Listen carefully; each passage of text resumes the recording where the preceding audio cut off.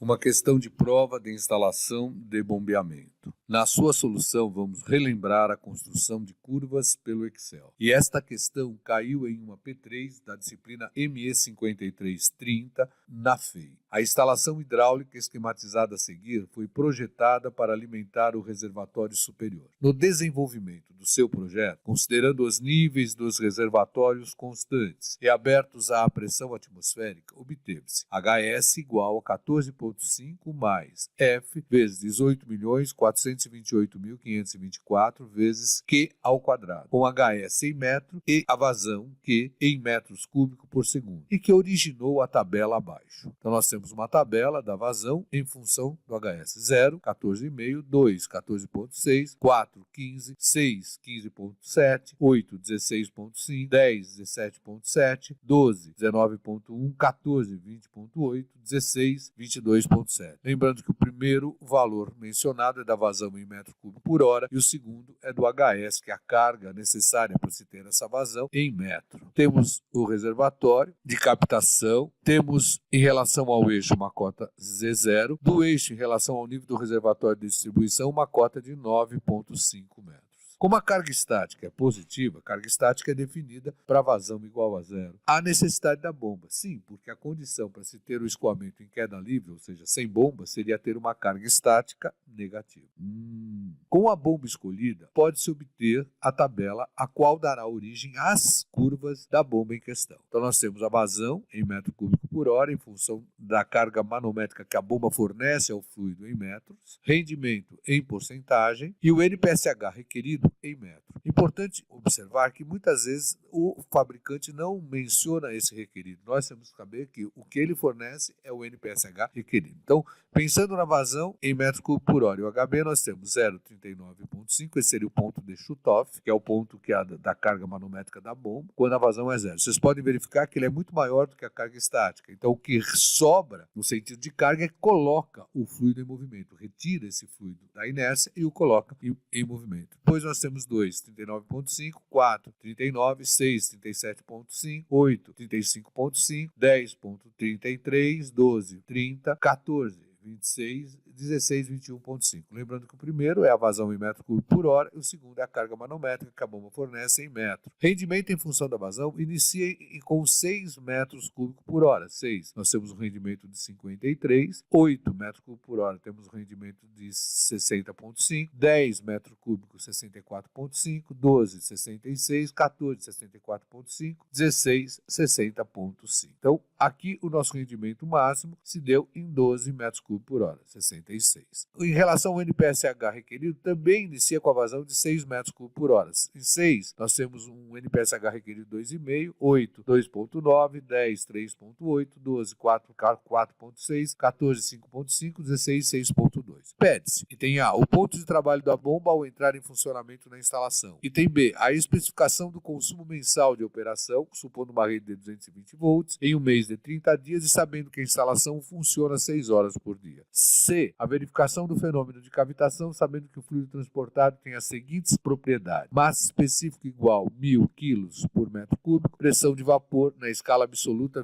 2.332,4 Pascal, ou seja, Newton por metro quadrado. Que a perda de carga antes da bomba para a vazão do ponto de trabalho é igual a 2,2 metros e que a pressão atmosférica local é igual a 93.296 Pascal, ou seja, Newton por metro quadrado. Iniciamos obtendo a representação gráfica da CCB e da CCI pelo Excel. Inicialmente vamos obter as curvas da bomba. Para tal, selecionamos a vazão e a carga manométrica da bomba. Clicamos em inserir gráfico de dispersão ou de bolha. Vamos selecionar esse gráfico. Vamos adicionar os títulos do eixo. Aqui nós vamos ter H metro. O motivo de ter colocado H e não HB é porque ele também vai servir para obtenção da curva da instalação, a nossa CCI. Agora, no meu eixo, eu vou ter a vazão em metro cúbico por segundo. Vamos deslocar esse gráfico para uma nova planilha. Vamos mover o gráfico, nova planilha que nós vamos chamar de ponto de trabalho. Aqui o nosso gráfico. Vamos adicionar a linha de tendência. Para isso, selecionamos um dos pontos, clicamos com o lado direito do mouse e colocamos adicionar a nossa linha de tendência. Uma polinomial exibir no gráfico, exibir o R ao quadrado. Vocês podem verificar que esse aqui, como eu não defini a intersecção, me aparece um número quebrado. Vamos ver qual seria a nossa intersecção. A intersecção, no caso, que seria o nosso ponto de Chutoff. Então, vamos ver nos dados qual é a nossa. É 39,5, o nosso ponto de Chutoff. É a carga manométrica para vazão igual a zero. Então, nós vamos voltar aqui e vamos colocar 39 pontos. Olha lá a nossa curva. Vamos chamar aqui de HB e aqui de Q da vazão. O X é o Q, vazão, e lá o HB. Lembrando que o HB está em metros, a nossa vazão está em metros cúbicos por segundo. Vamos aumentar aqui para 12, aumentar aqui para 12. Vamos mexer nesse eixo, marcar as linhas intermediárias. Então, formatar eixo, vamos colocar interna e interno. Então, está aqui a marcação, idem para ordenada, interno, interno. Agora, vamos adicionar os demais gráficos da bomba. Vamos primeiro passar aqui para 12, azul. Aqui seria a nossa obtenção do ponto de trabalho no futuro. Selecionamos o gráfico com o lado direito, selecionar dados. Nós vamos adicionar o gráfico de rendimento da bomba. Vamos selecionar o eixo X, que seria a vazão, então nós vamos para os dados e vamos pegar as vazões. Só que o rendimento só começa com a vazão 6 e vamos selecionar do 6 em diante. Rendimento, editar, vamos selecionar agora aqui o rendimento, ok?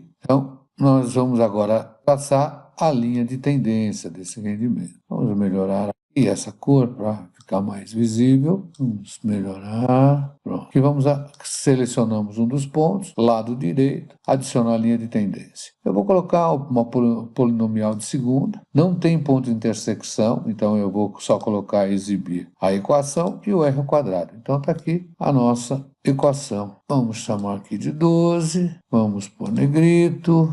Vamos mudar a cor. E aqui também vamos chamar de rendimento da bomba. E no eixo X nós temos a vazão. Aqui a vazão. Termo que quando eu não defino ponto de intersecção, o termo independente sempre fica quebrado. No R ao quadrado próximo de 1, então está muito bom. Vamos agora aqui melhorar. Símbolo. Vamos parte subscrita, temos lá o gráfico de rendimento. Agora vamos adicionar a curva do NPSH requerido, que é fornecido pelo fabricante, que é fundamental para se analisar o fenômeno de cavitação. Então, novamente, selecionar dados, adicionar, vamos colocar NPSH requerido, apesar que o fabricante nunca avisa isso, nós vamos colocar. Selecionamos o eixo X, vamos lá para os dados. Também observem, olha, que não começa do 0, também começa de 6. Eu seleciono a partir de 6. Vamos selecionar o nosso NPSH requerido, selecionado, clicamos em OK.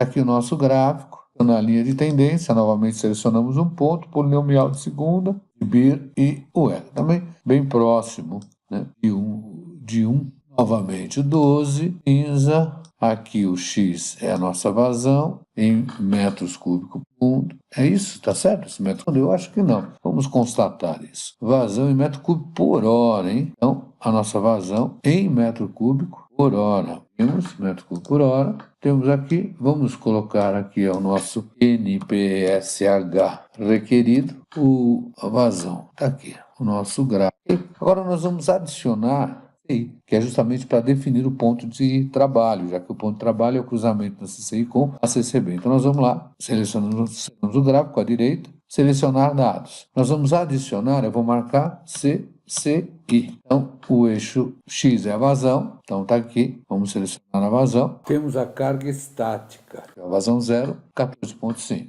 De nada, o HS, serve a carga estática, 14,5. Ok. Então, agora vamos colocar a linha de tendência. Selecionamos um ponto, clicamos com a direita, adicionar a linha de tendência, uma polinomial de segunda ordem. Eu tenho a intersecção, que é 14,5. Eu vou mandar exibir a equação no gráfico e o R ao quadrado. E aqui está a nossa vazão. Então, eu vou aumentar isso para 12, vamos por negrito, aqui é a CCI, então aqui é HS, e no lugar do X é a vazão, aqui carga estática.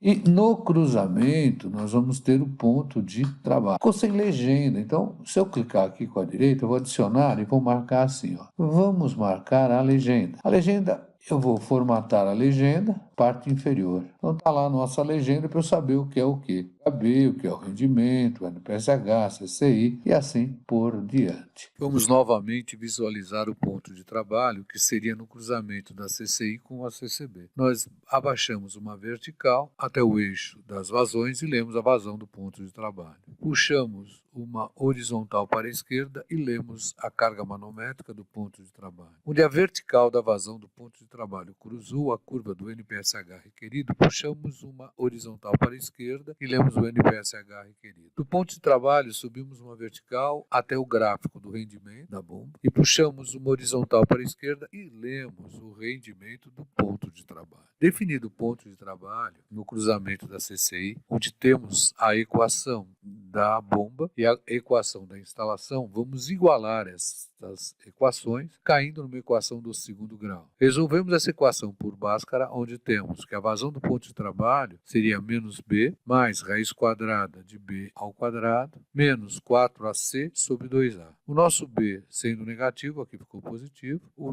nosso C sendo negativo, resulta esse 4A vezes C positivo. Obtemos uma vazão do ponto de trabalho igual a 15,7 metros cúbicos por hora. Com esta vazão, na equação da bomba, determinamos o HB do ponto de trabalho. Nosso HB do ponto de trabalho nos deu 22,2 metros. Com a mesma vazão, agora na equação do rendimento da bomba, obtemos o seu rendimento no ponto de trabalho, que nos deu 61,2%.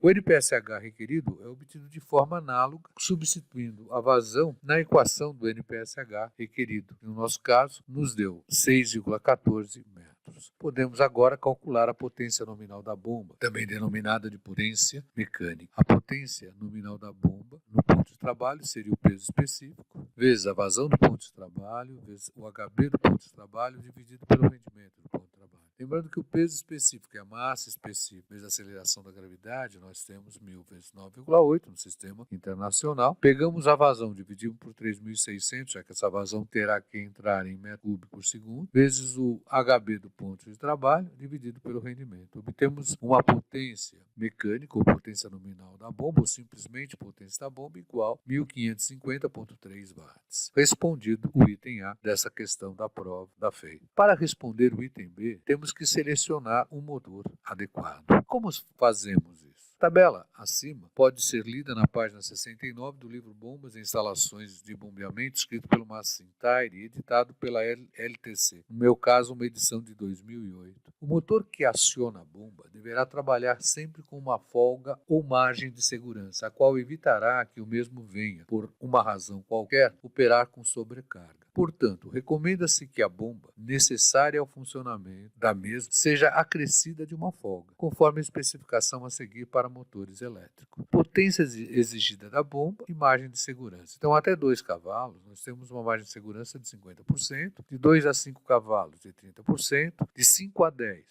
20%, de 10 a 20 cavalos, 15%, e acima de 20 cavalos, 10% de segurança. Para os motores a óleo diesel, recomenda-se uma margem de segurança de 25% e a gasolina de 50%, independente da potência calculada. Vamos considerar a potência no ponto de trabalho. Inicialmente, temos que convertê-la para cavalo-vapor. Lembrando que um cavalo-vapor seria 75 kgf vezes metro por segundo e 1 kgf 9,8 N. Daí nós tiramos que 1 CV seria 735 watts, ou que 1 watt seria 1 sobre 735 cavalo-vapor. Então, no nosso caso, a potência seria dividida por 735, nos dando 2,11 cavalo-vapor. Ora, estamos na faixa de 2 a 5 cavalos, temos que entrar com um fator de segurança de 30%. Então, nós vamos obter que a potência do motor elétrico deveria ser aproximadamente igual a 2,74 cavalos-vapor. Agora é selecionar um motor comercial, no caso, numa rede de 220, já que o problema pediu essa rede. Para essa rede, nós temos aqui os motores comerciais, meio, 3/4, 1,5, 2, 3.